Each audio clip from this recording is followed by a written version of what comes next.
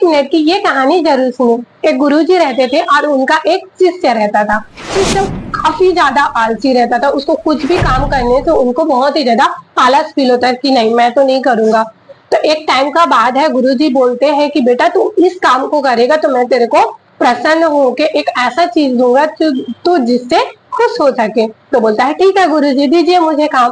फिर उसके बाद वो काम देता है तो फिर वो करके एकदम ज्यादा एक्टिव अपना दिखाता है, फिर करके फटाफट करके वो दे देता है, दीजिए मेरा इनाम। फिर गुरुजी उनको एक पारस पत्थर देते हैं, बहुत ही बड़ा। और मैं अभी बाहर जा रहा हूँ, ध्यान करने के लिए जा रहा हूँ, बोलता है गुरुजी। और बोलते हैं मेरे आने के बाद लाइक शाम तक मैं जैसे ही आऊंगा तो ये तुमको वापस ले लूंगा पारस पत्थर। तो तुम्हारे पास सुबह से लेकर के शाम तक का टाइम है, जितना से जितना हो सके तो सोना बना सकते हो। तो बोलता है ठीक है। फिर उसके बाद सुबह सुबह का टाइम रहता है तो बोलता है मुझे तो हल्का हल्का भूख लग रहा है, क्यों ना मैं नाश्ता कर लूं। बोलता है ठीक है, अभी तो ना मैं नाश्ता कर लेता हूँ और अभी मेरे पास 10 घंटे हैं, क्योंकि अभी तो सिर्फ 6 बज रहा है और गुरुजी आएंगे रात को 8 बजे।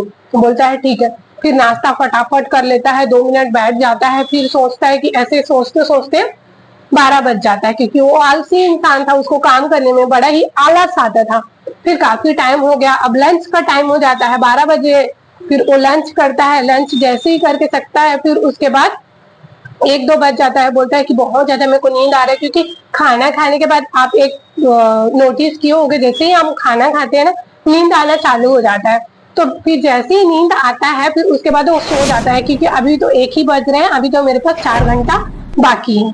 तो फिर उसके बाद क्या होता है कि वो सो जाता है, देखते देखते 3 बज जाता है और उसके पास 3-4 घंटा का ही टाइम रहता है। अरे मेरे पास तो 3 बज गया, अब मेरे पास टाइम ही नहीं है, अब मैं फटाफट जाता हूँ सोना बनाता हूँ। और जैसे ही सोना बनाने के लिए निकलता है, शाम को 7 बज जाता है। फिर उसके बाद देखता है तो गुरुजी उधर से सामने आ रहे थे। तो फिर वो बोलता है कि मेरा पारस पत्थर दो।